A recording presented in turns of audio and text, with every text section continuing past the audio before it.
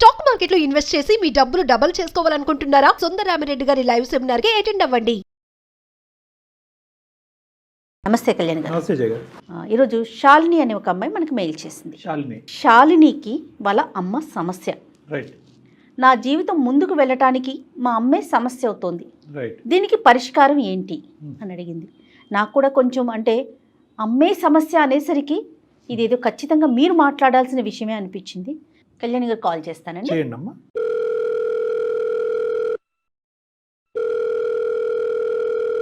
Hello, నమస్తే అండి. నేను జయానండి, సుమన్ టీవీ నుంచి మాట్లాడుతాను. శాలిని గారేనా మాట్లాడేది? మ్యామ్ నేనే మాట్లాడుతున్నాను. Right. Thank you so much ma'am, నేను మెయిల్ చేయగానే యాక్సెప్ట్ చేసినందుకు. నాతో పాటు డాక్టర్ కళ్యాణ్ చక్రవర్తి గారు ఉన్నారు. ఒక్కసారి మీ సమస్య ఏంటో మాట్లాడండి. Okay okay ma'am. Hello sir. నమస్తే అమ్మా శాలిని. చెప్పమ్మా. నా పేరు శాలిని సార్, బెంగళూరు నుంచి మాట్లాడుతున్నా. ఓకే. మా ప్రాపర్ ఏమో నిజామాబాద్ మ్యామ్. ఓకే.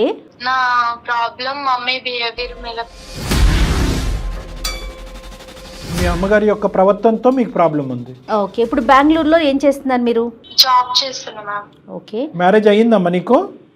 లేదు సార్, ఖాళీ. మీరు ఎంతమంది? నేను ఒక్కదాన్నే, మమ్మీ నేను అంతే. నాన్నగారమ్మా? నాన్నగారు లేరు మ్యామ్. లేరంటే? చనిపోయారు. ఎప్పుడమ్మా? నాకు తెలియక ముందే తెలియక ముందే చనిపోయారు. నీ వయసు ఎంత?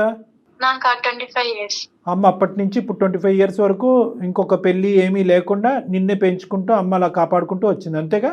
Yes sir. సంతోషం. మరి ఇప్పుడు సమస్య ఏంటమ్మా? అంత కష్టపడినటువంటి తల్లి నీకు సమస్య అవటం ఏంటి? అంటే నాకు తెలియని వయసులో డాడీ చనిపోయారు సార్. మాకు ఒక తెలిసిన అంకుల్ వాళ్ళు ఉండే. అంకుల్ వాళ్ళ ఇంటికి డైలీ వెళ్తుండే మమ్మీ. అంకుల్ నాకు బట్టలు అవన్నీ కొనిస్తుండే. చుట్టుపక్కల వాళ్ళందరూ మమ్మీ గురించి చెడుగా మాట్లాడినారు. ఇక నాకు ఎందుకు ప్లాన్ వదిలేసా. ఇక కొంచెం పెద్దగా అయినాక మమ్మీకి అడిగితే నువ్వు చిన్న పిల్లవి, చిన్న పిల్లలు ఎక్కుండు, నీకు అవసరం లేదన్నది. ఒక్క నిమిషం శాలిని, అంకుల్ ఎవరమ్మా? మీ చుట్టాలా, మీ దగ్గర బంధువులా, ఎవరు? మాకు తెలిసిన అంకుల్ ఆయన. అంటే మమ్మీ వాళ్ళ దగ్గర పనికి వెళ్తది సార్. ఒకే ఊరా అది అడిగేది? ఒకే ఊరు మ్యామ్. అంటే అక్కడ చేసే పని ఏంటమ్మా? అమ్మ చేసే పని ఏంటి? అమ్మ వృత్తి ఏంటి? ఇంట్లో పని చేస్తుంది. అంటే మీ బ్రతుకు తెరుగు గురించి అమ్మ ఇంట్లో పని చేస్తుంది. అవును సార్. మరి ఆ ఇంట్లో ఎవరన్నా ఉన్నారా? అంటే అంకుల్ తో పాటు వేరే వాళ్ళు ఎవరైనా ఉంటారా? ఎవరు ఉండరు సార్. అంకుల్ వాళ్ళ వైఫ్ చనిపోయింది. అతని భార్య కూడా లేదు? మరి అంకుల్ కి పిల్లలు ఉన్నారు, యుఎస్ లలో ఉన్నారు. పెద్ద పిల్లలేనా? పెళ్లిళ్ళు అయిపోయిన వాళ్ళవి. నీకు 25 అంటున్నావు, అమ్మ వయసు ఎంతమ్మా? 49. 49. అంకుల్ వయసు? అంకుల్ వయసు 50. ఓకే. సో పిల్లలు 50-52 అట్లా ఉండుంటుందేమో. ఇక అక్కడ ఉండలేక, ఊర్లో ఉండలేక నేను హైదరాబాద్ వచ్చేసా సార్. మమ్మీకి చెప్పా నేను, ఇక్కడ హైదరాబాద్ వచ్చే మమ్మీ, మనం ఇక్కడనే రూమ్ చూసుకుని ఉందామన్నా. అయితే మమ్మీ రానన్నది. కాదమ్మా, నువ్వు హైదరాబాద్ ఎందుకు వచ్చావమ్మా? శాలిని, నేను స్టడీకి వచ్చాను సార్. ఏంటి అమ్మ గురించి లోకం ఏమనుకుంటుంది, ఊరు వాడు ఏమనుకుంటున్నారు, నీ మనస్సాక్షి ఏమంటుంది? అంకుల్ కి మమ్మీకి ఏదో ఎఫర్ ఉందని అనుకుంటున్నారు సార్. మీ తల్లి అంటే చిన్నప్పటి నుంచి మీ తల్లి గురించి నీకంటే ప్రపంచంలో దేవుడికి కూడా బాగా తెలీదు. నువ్వు నమ్ముతున్నావా? మీ అమ్మ ఉద్దేశం కానీ, ఆలోచన కానీ, క్యారెక్టర్ కానీ అదని నువ్వు నమ్ముతున్నావా?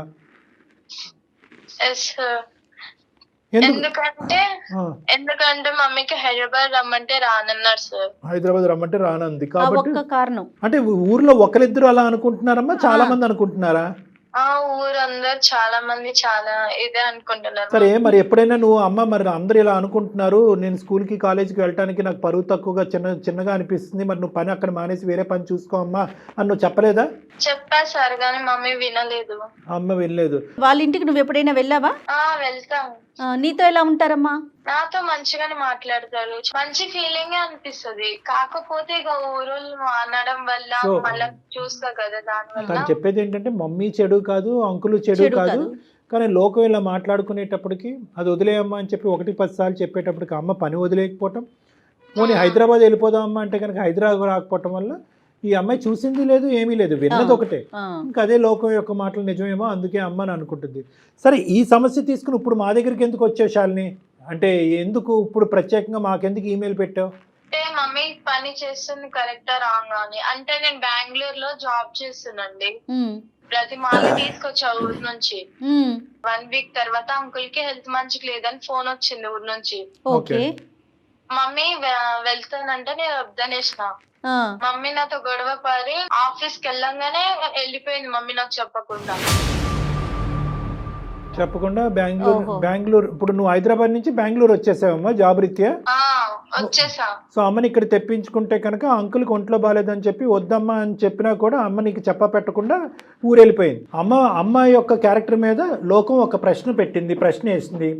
అది కాస్త ఒక తల్లిగా నువ్వు చిన్నప్పటి నుంచి ఇంత కష్టపడి పెంచినటువంటి తల్లిని గౌరవించాలో తెలియదు, లేదంటే ఇలా లోకం ఇలా మాట్లాడుకుంటుంది కాబట్టి అమ్మ ఏంటి ఇలాంటిదా అనేటటువంటి విషయం వల్ల బాధపడాలని నీకు అర్థం కాలేదు అన్నది మాకు అర్థమైంది. కానీ ప్రత్యేకంగా ఇప్పుడు ఈమెయిల్ పంపించడానికి కారణం రీజన్ ఏంటి? ఎందుకు మాకు దాకా వచ్చావు?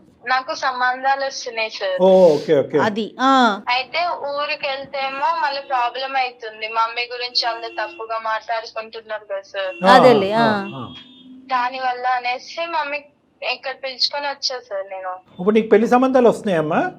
పెళ్లి సంబంధాలు వస్తున్నాయి. పెళ్లి సంబంధాల్లోకి వచ్చే వాళ్ళు ఇది ముందస్తునే నిన్ను అడుగుతున్నారా? ఇలా అంటే కదా మీ మమ్మీ అని ముందే అడుగుతున్నారా? అవును సార్. తన ఇంటెన్షన్ ఏంటంటే చుట్టుపక్కల అనుకుంటున్నారు, సరే నేను బెంగళూరు వచ్చాను అమ్మని తీసుకొచ్చా, ఇక్కడ ఉండకుండా వెళ్ళిపోయింది. ఇప్పుడేమో పెళ్లి సంబంధాలు వస్తున్నాయి, వాళ్ళకి నేనేం చెప్పాలి? అంతేనమ్మా? అంతే మేడం. సో నీ వరకు అయితే కనుక నీ క్లారిటీ రావట్లేదు. మా ద్వారా అమ్మ గురించి ఒక క్లారిటీ తెచ్చుకునే ప్రయత్నం చేస్తున్నాం. అంతేనా శాలిని? ఓకే. ఎందుకంటే సెన్సిటివ్ ఇష్యూ కదమ్మా, చాలా సెన్సిటివ్ ఇష్యూ ఇది. లోకం అందరూ అనుకోవటం ఒక ఎత్తు మేడం, కన్న కూతురు అనుకోవటం, ఎందుకంటే గుండె పగిలిపోద్ది. ఒకటే మనకున్న ప్రశ్న ఏంటంటే ఆ మహాతల్లి ఇంత బతికి ఇంత కష్టపడి పిల్లని ఈ స్థాయి వరకు తీసుకొచ్చి వద్దమ్మా ఇంట్లో పని చేయొద్దు అని అన్న దానికి ఎందుకు ఆవిడ ఆల్టర్నేటివ్ చూసుకోవట్లేదు అనేది మనం ఆలోచించాలి. శాలిని అమ్మకి లైన్ కనెక్ట్ చేస్తావా? అంటే మమ్మీ నాతో అంత మాట్లాడొస్తుంది మ్యామ్. నెంబర్ ఇస్తా, మీరే మాట్లాడండి. సర్లే ఫోన్లే, మనం మాట్లాడదాం. ఒక ఆడపిల్ల ఓపెన్ గా అడగలేదు కదా మేడం. సరే మేము కనెక్ట్ చేస్తా, ఉండు తల్లి లైన్ లో ఉండు. సరేనమ్మా, నాకు పంపించు నెంబరు, నేను కాల్ చేస్తా. ఓకే. అయితే శాలిని నువ్వు హోల్డ్ లో ఉండు, కనెక్ట్ చేశాక. ఓకే. హలో అమ్మా, నమస్తే అమ్మా, నా పేరు జయ, నేను సుమన్ టీవీ అందమైన జీవితం ప్రోగ్రామ్ నుంచి కాల్ చేస్తున్నాను. చెప్పండి మేడం.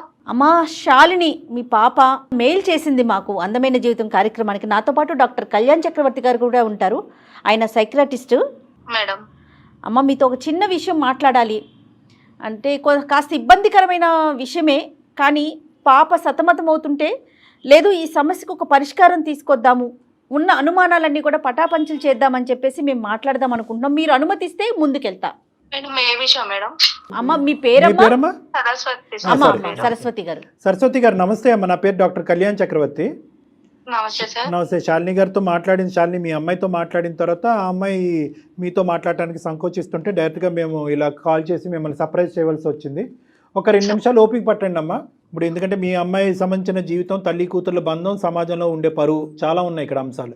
ఇక్కడ ఏంటంటేనమ్మా, మేము అడిగేటటువంటి ప్రశ్న, మీ అమ్మాయి మీకు అడగలేకుండా మొహం చాటేసేటటువంటి ప్రశ్న ఏంటంటే, సమాజం ఒక విధంగా అనుకుంటుంది ఏది సరస్వతి గారిని అంటే, ఒక ఇంటికి పనికి వెళ్తూ ఉంటే ఆ ఇంట్లో వేరే ఆడదిక్కు లేదు కాబట్టి ఈవిడ ఆ ఇంట్లోకి వెళ్తుంది కాబట్టి సమాజం ఏమనుకుంటుంది అనేటటువంటిది నా నోటి ద్వారా మీకు చెప్పక్కర్లేదు, మీకు ఆల్రెడీ అర్థమయ్యి ఉంటుంది.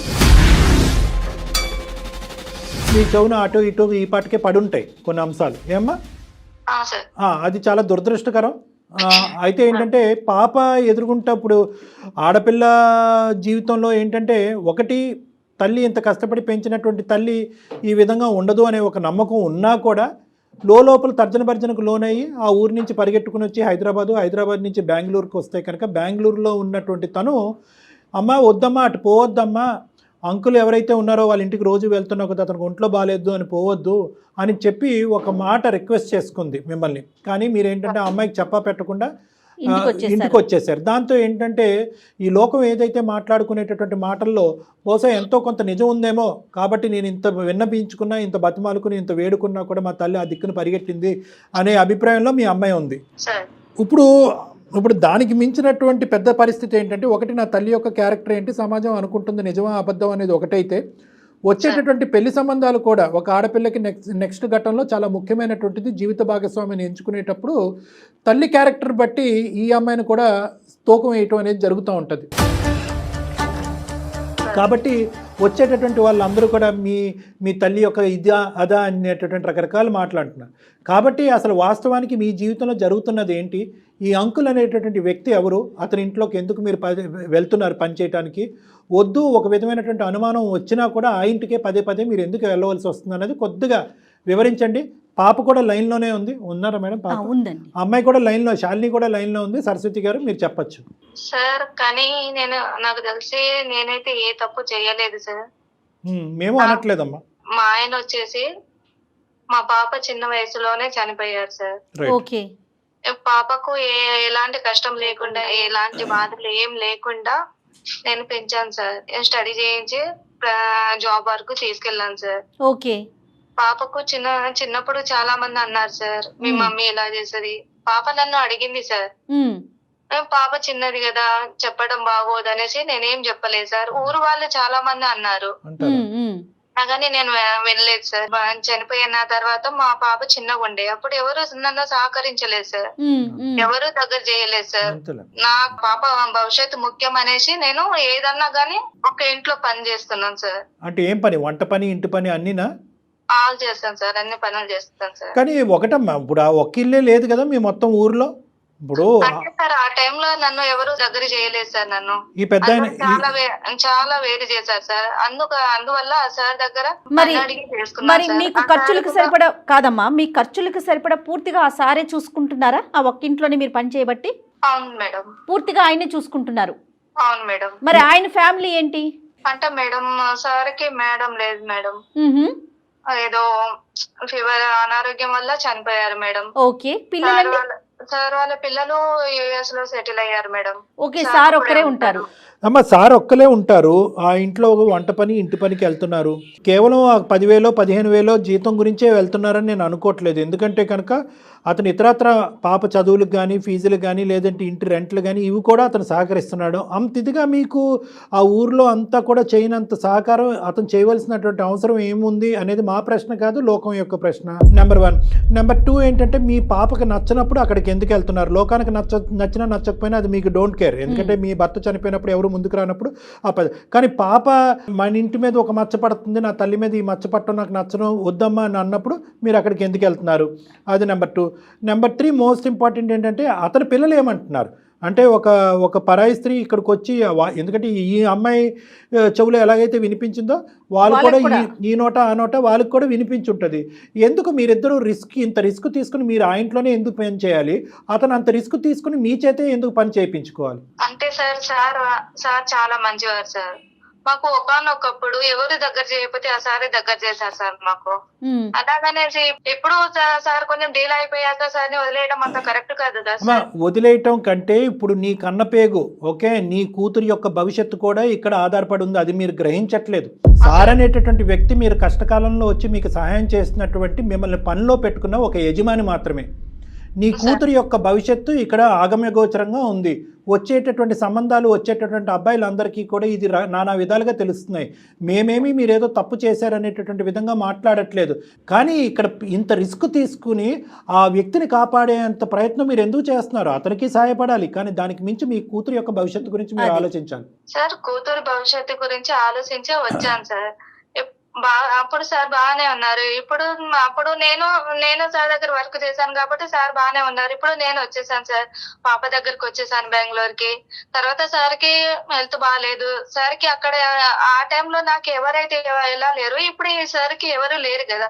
కాబట్టి నేను పోవడం తప్పదు కదా సార్. అమ్మ మరి అతనికి ఇంకొక 10 సంవత్సరాల పాటు ఆరోగ్యం బాగుండదు, మరి మీరు అక్కడ ఉండిపోతారా? ఉండిపోతాను సార్. ఎందుకమ్మా మీరు తప్ప అతనికి ఎవరు చేయలేరా? లేదు సార్, చేయలేదు సార్. ఇప్పటికైనా నిజం చెప్పండి సరస్వతి గారు, అసలు ఏంటి మీ ఇద్దరి మధ్యన? నాకు అర్థం కావట్లేదు. మీరు కేవలం ఆ ఇంట్లో పనిచేసేటటువంటి వ్యక్తిలాగా నాకు అనిపించట్లేదు. ఇంకా ఎవరు సహాయం చేసేటటువంటి ఆడవాళ్ళే ఈ ప్రపంచంలో లేరా అతనికి? మీరు కాకపోతే ఇంకొకరు చూసుకుంటారు. మీ మధ్య ఎలాంటి సంబంధం లేకపోతే మీరు రావటానికైతే అమ్మాయి పిలిచింది కాబట్టి వచ్చారు, కానీ వచ్చిన దారిలోనే మళ్ళీ వెనక్కి వెళ్ళిపోయారు. సార్ చెప్పలేను సార్, కాకపోతే ఆ సార్ అయితే నాకు ఆ సార్కి వేరే రిలేషన్ అనేది ఏమీ లేదు సార్. మనస్సాక్షి మీద చెయ్యేసుకుని మీ అమ్మాయి మీద ఒట్టేసుకుని నేను ఇలా అనకూడదమ్మా, ఇలా అడగకూడదు. కానీ ఈరోజు ఒక తల్లి కూతుర్ల యొక్క బంధం తెగిపోయేటట్టుంది, ఆ అమ్మాయి యొక్క భవిష్యత్తు చెడిపోయేటట్టుంది. మీ మీద మచ్చ అనేటటువంటి తీసి పక్కన పెడితే, ఆడపిల్లగా నీ తల్లి ఇలా చేస్తుందని ఈ అమ్మాయి మీద మచ్చపడి రేపొద్దున పెళ్లి చేసుకోవటానికి నాదుడే లేనటువంటి దిక్కుతోచని పరిస్థితి ఏర్పడే పరిస్థితి వచ్చింది. కాబట్టి మిమ్మల్ని ఇలా నిలదీసి ముక్కుసూటుగా ఇలా అడగటం నాకు తప్పట్లేదు. నిజం చెప్పండి ఇప్పటికైనా ప్లీజ్. సార్ ప్రతిదానికి మీరు అలా అడుగుతున్నారు కదా సార్, దేనికి సొల్యూషన్ మీరే చెప్పండి సార్. చెప్పమ్మా, నువ్వు చెప్పమ్మా. అంటే మీరు విషయం నిజం చెప్తే మీ ఇద్దరి మధ్యన ఉండేటటువంటి ఏమంటాలో నాకు తెలియదు, అర్థం కావట్లేదు. మీ ఇద్దరి మధ్యన ఉండేటటువంటిది ఒక యజమాని ఇంట్లో పని చేసుకునేటటువంటి ఒక అమ్మాయికి సంబంధించినటువంటి ఇదా, దానికి మించిందా? మీరు వాస్తవాలు పలకండి. మీరు నిజం చెప్తే దానికి ఏం చేయాలి, దానికి సొల్యూషన్ ఏంటనే సలహా డాక్టర్ గారు ఇస్తారండి.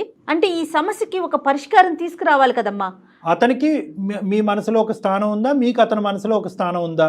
ఇంతవరకు చెప్పండి ప్లీజ్. ఉంది. ఎందుకమ్మా ముక్కు ఎక్కడ ఉందంటే అలా చూపెడతారు? ఇద్దరికినండి, ఇద్దరికి ఒకరి మనసులో ఒకరికి. సార్ నేను చెప్తే సమాజం యాక్సెప్ట్ చేయదు కదా సార్. మరి అమ్మా ఎలా చెప్పినా అమ్మా ఇంత యాక్సెప్ట్ చేస్తోందా? ఇప్పుడు ఏమి యాక్సెప్ట్ చేస్తుంది? ఇప్పుడు సమాజం అసహ్యంగా, దురదృష్టకరంగా, చండాలంగా మాట్లాడుకుంటున్నారు. అక్కడ అతను భార్యను వదిలేసి పారిపోయి వచ్చి మీతో ఉండలేదు, మీరేమొచ్చి మీ భర్తను వదిలేసి పారిపోయి అతనితో ఉండలేదు. మీ ఇద్దరు భర్తలను పోగొట్టుకున్నారు, ఏకాగ్గా బతుకుతున్నారు. పిల్లల్ని పెంచుకుంటూ, అతని పిల్లల్ని పెంచుకుంటూ అమెరికా పంపించుకున్నాడు, నీ కూతుర్ని పెంచుకుంటూ నువ్వు బెంగళూరు ఉద్యోగం చేసావు. ఇంత గౌరవప్రదంగా బతికినటువంటి మీ ఇద్దరికి ఎందుకు ఈ చెడ్డ పేరు? ఎందుకు? మీరు ధైర్యంగా ముందుకు వచ్చి మీరిద్దరు పెళ్లి చేసుకోండి, తప్పే ఉంది అందులో. అమ్మా ఇప్పుడు దీన్ని యాక్సెప్ట్ చేస్తుందా? అంటే ఇప్పుడు మీరు ఎలా ఉన్నారంటే, కాదు కళ్యాణ్ గారు, వెనక ఏదన్నా మాట్లాడుకోండి, నాకు అనవసరం, ఎదురుగుండా ఏది మాట్లాడొద్దని కోరుకుంటున్నట్లున్నారు. అది ఎట్లా కుదురుతుందమ్మా? అది మీ వరకు పోనీ మీరు యాక్సెప్ట్ చేస్తారు, పాప యాక్సెప్ట్ చేయలేకపోతుంది కదా. ఈ ముద్ర పాప మీద పడుతుంది కదా. పాప మీద మచ్చపడుతుంది, అదొకటమ్మా. రెండోది ఏంటంటే మీ మనసులో చాలా కసి కోపాన్ని సమాజం మీద పెంచుకున్నారు.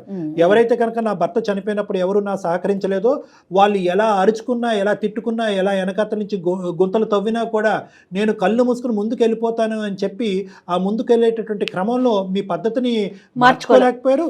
పిల్లమే పడేటటువంటి భారాన్ని కూడా ఆలోచించలేకపోయారు. ఇది ఒక మేమనేది ఏంటంటే కనుకమ్మ, ఈ లోకం నోరు మూయించాలి అంటే కనుక ఈ బంధాన్ని ఒక పవిత్ర బంధం కింద మార్చండి, కానీ దాన్ని లీగలైజ్ చేసుకోండి, పెళ్లి చేసుకోండి, మేమిద్దరం భార్యాభర్తలను అనుకోండి. ఓకే, పాప అమ్మ అది సెకండరీ. మీరు చిన్నప్పటి నుంచే, ఇప్పుడు కాదు మొదటి నుంచే పాప మైండ్ ప్రిపేర్ చేసి, ఎందుకంటే పాపకు కూడా అతనంటే ఎటువంటి అగౌరవంగా ఉండే ఆలోచన ఏమీ లేదు. చిన్నప్పటి నుంచి అతను చాలా ఫాదర్లీ రోల్ ప్లే చేస్తున్నారు, కావాల్సినటువంటి అవసరాలన్నీ చూసుకుంటున్నారు. అతని మీద ఈ ఫోన్ కాల్కి ముందు కూడా ఆ అమ్మాయి ఎటువంటి చెడు అభిప్రాయం అమ్మాయి చెప్పలేదు. ఎందుకు యాక్సెప్ట్ చేయదు? ఆ అమ్మాయికి ఆ విధంగా మెంటల్గా ప్రిపేర్ చేస్తే యాక్సెప్ట్ చేస్తుంది. మీ ఇద్దరు ఇప్పుడు ఫస్ట్ టైం మీరు మీ అమ్మాయి ఎదుర్కొంటా, కాదమ్మా ఇటువంటి సంబంధం ఉందని నాకు చెప్తున్నారు, ఇదే ముందు నుంచి చెప్పుంటే సరిపోయి ఉండేది కదా. అలా చెప్పకుండా లోకం అందరూ ఈ అమ్మాయి చెవులో పడిన తర్వాత ఈరోజు తల్లిగా మీరు వచ్చి చెప్తున్నారు. ఇప్పుడు ఆ అమ్మాయి ఏమనుకుంటుంది? అమ్మాయి నువ్వే నీ నోటు వెంట చెప్తే కనుక నేను అప్పుడే యాక్సెప్ట్ చేసుకున్నాను కదా, ఇలా పరువు తీసుకున్న తర్వాత పెళ్లి చేసుకోవటం ఏంటమ్మా అనేటటువంటి ఫీలింగ్ ఆ అమ్మాయికి ఉండదా? ఇలా సెకండరీ ఇన్ఫర్మేషన్ ఎందుకు తీసుకోవాలి మీ కన్న కూతురు? కాదు కళ్యాణ్ గారు, ఇంకొక విషయం అండి. ఇక్కడ పిల్ల చిన్నప్పుడు అంటే చిన్నతనం, 25 ఏళ్ళు వచ్చేసాక ఇంకేం చిన్న పిల్ల అండి. పిల్ల కూడా వయసు పెరుగుతూ ఉంది కదమ్మా, ఇంకా చిన్నపిల్ల కాదు కదా. తనకంటూ ఒక మెచ్యూరిటీ వచ్చింది, ఆలోచన విధానం ఉంది. డాక్టర్ గారు చెప్పినట్లుగా కూర్చోబెట్టి విషయం చెప్పుకోవాలి కదా. మీకు ఇంకో ఆలోచన ఉండొచ్చు, ఈ పద్ధతిలో పెళ్లిళ్ళు చేసుకుంటే కనుక పిల్లలకి పెళ్లిళ్ళు అవుతాయని చెప్పి. అమ్మ ఆ పద్ధతిలో పెళ్లిళ్ళు చేసుకోకుండా ఈ విధంగా ఉంటేనే పెళ్లిళ్ళు చెడిపోతాయి. అర్థమైందమ్మా? ఈ విధంగా పెళ్లి చేసుకోకుండా, కాదండి పని మనిషిని, పని అమ్మాయిని మాత్రమే, అతనికి నాకు ఏం సంబంధం లేదు అంటే కనుక మీరు ఒక స్టోరీ చెప్తూ ఉంటారు, లోకంలో ఉండేటటువంటి 1000 మంది ఒక్క చెప్తూ ఉంటారు, దానివల్ల పెళ్లిళ్ళు చెడిపోతాయి. కానీ మా అమ్మ నా తండ్రి చనిపోవటం వల్ల, ఒక అంకుల్ యొక్క భార్య చనిపోవటం వల్ల వాళ్ళిద్దరు పవిత్రంగా ముందుకు వచ్చి సభాముఖంగా సమాజం ఎదుర్కొంటూ ఉండి చాలా పవిత్రంగా పెళ్లి చేసుకున్నారంటే కనుక గౌరవం పెరుగుతుంది కానీ తరుగుతుందమ్మా. దానికి ఇష్టమైనోడే వస్తాడు రేపొద్దున మీ పాపకి, అంతే కదా. అదేముంది, దాన్ని యాక్సెప్ట్ చేసి అతనే వస్తాడు. ఇప్పుడు ఆడపిల్ల పెళ్ళి అయిన తర్వాత అత్తింటికి వెళ్ళిపోతుంది, మీరు ఏకాక అవుతారు, మీకంటూ ఒక తోడు కావాలి. ఎందుకు ఒక వ్యక్తి ఇంట్లో ఈ విధంగా ఉంటున్నాననేటటువంటి మాట ఎందుకు? అతనికి తోడు కావాలి, మీకు తోడు కావాలి. మీరు చేసేటటువంటిది మీరు పెళ్లి చేసుకుంటే అది టోటల్గా లీగల్. ఎందుకు మీరు భయపడుతున్నారు? సార్ ఇప్పుడు నన్ను ఏం చేయమంటారు సార్?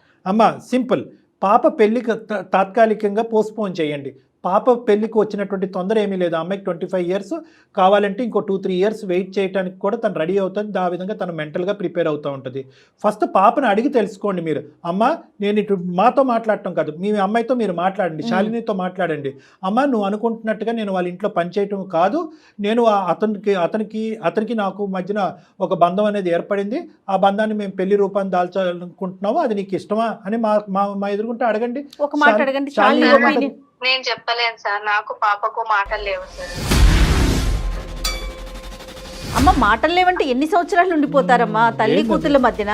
అంటే ఈ విషయం వల్ల మాటలు తెగిపోయినాయి మేడం. అదే మనం కన్వే చేద్దాం కళ్యాణ్. శాలిని అంటే సార్ ఇలాంటి విషయాల్లో నేను చెప్పలేను కదా సార్. అదే కదా సమస్య ఫస్ట్ నుంచి. శాలిని ఉన్నావమ్మా? విన్నా సార్. విన్నావా ఇప్పటి వరకు చెప్పిందంతా అమ్మ? విన్నా సార్. లోకం ఏ విధంగా అనుకున్నా కూడా అమ్మ తప్పు పని అంటూ ఏమీ చేయలేదు. తనను ఆదరించేటటువంటి ఒక వ్యక్తి దగ్గరికి ఉండటానికి ఇష్టపడుతుంది. అదేవిధంగా ఏంటంటే అతన్ని ఆదరించేటటువంటి వ్యక్తిగా ఈవిడ కూడా అతని దగ్గర, వీళ్ళిద్దరూ మనసులు కలిసినాయి. నువ్వు ఎంత అవునన్నా కాదన్నా వాళ్ళ మనసులు కలిసినాయి. లోకం రకరకాల విధాలుగా అనుకోవచ్చు. ఆ లోకం అనుకునే దాన్ని బట్టి మీ అమ్మకి ఇచ్చేటటువంటి మర్యాద కానీ మీ అమ్మతో నీకు ఉండేటటువంటి బంధాన్ని మాత్రం నువ్వు వీకెండ్ చేసుకోవద్దు అనేది నా రిక్వెస్ట్. నెంబర్ 1. నెంబర్ 2 ఏంటంటే అమ్మకుండే ప్రధానమైనటువంటి భయం ఏంటంటే కనుక నేను పెళ్లి చేసుకుంటాను అంటే కనుక లోకం ఎలా అనుకున్నా నాకు అనవసరం, కానీ శాలిని ఎలా తీసుకుంటుంది అనే భయంతో ఇప్పటి వరకు ఇది గుట్టు రట్టవకుండా గోప్యంగా ఉంచింది అమ్మ. అవును. ఇప్పుడు అదే శాలిని తన పెళ్లి అనేది తాత్కాలికంగా పోస్ట్పోన్ చేసి అమ్మని అంకుల్ని కలిపేటటువంటి ప్రయత్నం చేస్తుందా? తన మనసు అంత పెద్దదా అనేటటువంటిది ప్రశ్న ఈ రోజు మన అందరు ఎదుర్కొంటా ఉంది. దాన్ని నువ్వు యాక్సెప్ట్ చేస్తావా?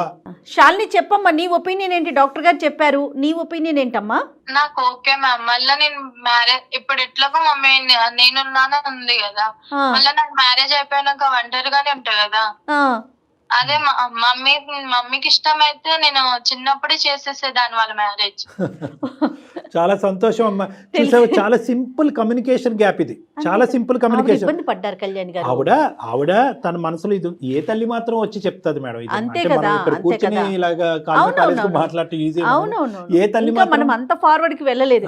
ఏ తల్లి మాత్రం వచ్చి అమ్మ నేను పనిచేసే అంకుల్ని నేను పెళ్లి చేసుకోబోతున్నానని ఏ తల్లి చెప్తుంది? భయపడిందా, నువ్వేమన్నా అనుకుంటావు అనేది ఆలోచించిందో మనకు తెలియదు కానమ్మా. ఎప్పటికైనా అమ్మ ఒక వాస్తవాన్ని ఇప్పటికైనా చెప్పింది, గుండె ధైర్యం చేసుకుని చెప్పింది.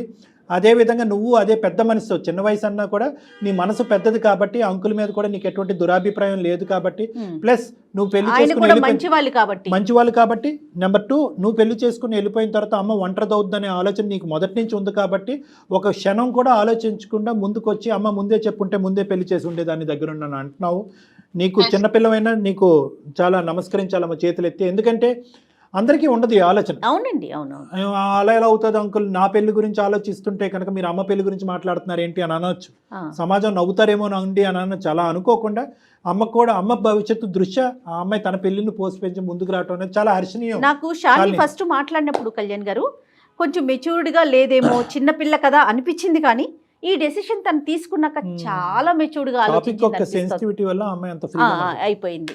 రైట్, ఎనీహౌ కథ అయితే సుఖాంతమైంది. ఒక మంచి ముహూర్తం చూసుకొని ఒకసారి అంకుల్తో కూడా మాట్లాడి ఏమ్మా ముందుకు వెళ్ళండి. అమ్మ సరస్వతి గారు, ఇప్పుడు మాకంటే ముఖ్యం ఎవరైతే మీ కుటుంబ సభ్యులు ఉన్నారో సరస్వతి గారు, మీ తల్లిదండ్రులు అవనియండి, లేదంటే మీ బంధువులు అవనియండి, వాళ్ళందరినీ కూడా ఒకే తటిమేకి తీసుకురండి. వాళ్ళందరికీ ఎక్స్ప్లెయిన్ చేసేటటువంటి ప్రయత్నం చేయండి.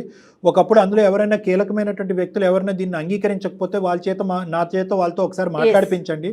వాళ్ళందరినీ అంగీకరించేటటువంటి పూచి నేను తీసుకుంటాను. ఎందుకంటే ఇది చాలా, ఎవరు ఏమనుకున్నా సరే ఇది చాలా మంచి కార్యక్రమం. ఎందుకంటే కనుక మీరు ఒక తప్పుడుగా అనుకుంచేటటువంటి లోకం యొక్క నోరులు మూయించేటటువంటి ప్రయత్నం, మీ కూతురికి ఒక కొత్త భవిష్యత్తు ఇచ్చేటటువంటి ఒక దారి. సో దీంట్లో ఎంత వందల వేల మంది వచ్చినా కూడా నేను కన్విన్స్ చేయడానికి నేను రెడీగానే ఉన్నాను. వాళ్ళందరినీ కూడా సమీకరించండి, వాళ్ళందరికీ నచ్చజెప్పి వాళ్ళందరూ ఓకే అవుతారు సార్. Very good, super. వాళ్ళు అన్నకున్న ఒకటే కదా సార్. అంతే కదా, ఇంకా ముందుకు వెళ్ళండి హ్యాపీగా. ఓకేనమ్మా Saraswati, Shalini. Okay sir. Okay Right. అమ్మా, నమస్తే నమస్తే. Thank you, all the best అమ్మా. చాలా సింపుల్గా సొల్యూషన్. ఎంత చక్కటి విషయం చెప్పారో కళ్యాణ్ ఏం గారు. లేదు, నాకు communication పర్సనల్గా gap ని కూడా close అంటే చేసి. ఎందుకంటే ఒక స్త్రీ జీవితం ముందుకెళ్తోంది చూడండి. అంటే ఈ వయసులో పెళ్ళా అనుకునే వారికి పెళ్ళి అంటే ఒక్క కాజే చూడకూడదు కదా, జీవితాంతం ఒక మనిషికి ఇంకొక మనిషి తోడు కదండి, అది చాలా అవసరం. మీరు చెప్పిన వెంటనే నాకు పర్సనల్గా చాలా మనసులో భలే సంతోషం అనిపించిందండి. Thank you so much Kalyan garu. Thank you నమస్తే. జగన్. నమస్తే.